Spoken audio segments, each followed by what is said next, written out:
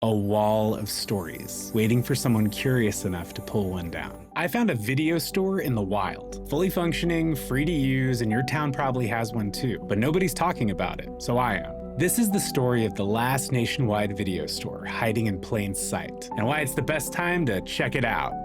If you're new to the channel, I'm not working right now. Financially a negative, but it's freed up so much time to explore. And I'm lucky, I live with another dude that loves exploring as much as I do. So we're out there trying to find some stories, and we blow into this place like a couple of tumbleweeds. And we see a shelf of new releases, and I say, "Pie, you know what this reminds me of? Dude, I used to work in a place like this. This is a video store." And do you know where we were? The public library. I know, I thought libraries were 99% books and like 1% microfilm. Occasionally you get a good book on CD, but no guys, they got Blu-ray. They got the Criterion collection up in there. So I'm browsing a shelf of videos, and I picked two that I've never seen before. The Wild One with Marlon Brando, currently not streaming anywhere, and Exotica, a Criterion release of this Canadian art house movie with a cover that kind of reminded me of the White Lotus. And those were rentals. I got them for 2 weeks. So let's recap.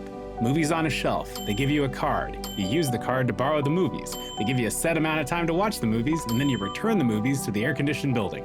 I worked at a Hollywood Video. It's the same business model, except they don't sell snacks at the library. But on the plus side, it's completely free. And I know you can stream a ton of stuff right now, and I stream too. Still costs money. The only catch with the library, like any video store, you need a Blu-ray or DVD player to play your rentals. But they're easy to find. Goodwill, eBay, secondhand stores, whatever. You can score one for around 50 bucks, and that's cheaper than 2 months of Netflix. I used to tell people when I'd lend them a movie, just use your PlayStation, but now the consoles don't all come with disc drives by default, which kind of makes it feel like they don't want you to own your movies. In my old IT job, we called that vendor lock-in.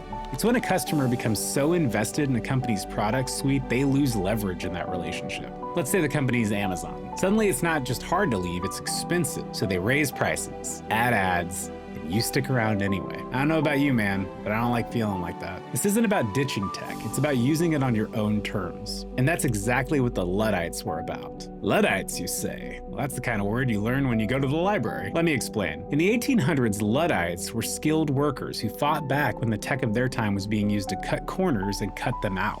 Sounds familiar, right? A Luddite isn't someone who hates technology or is ignorant of how to use it. It's someone who asks, why this technology? Who does it serve? It's not anti-progress, it's pro-reason. It's about protecting what matters when convenience tries to bulldoze culture. And on convenience, I'll say it.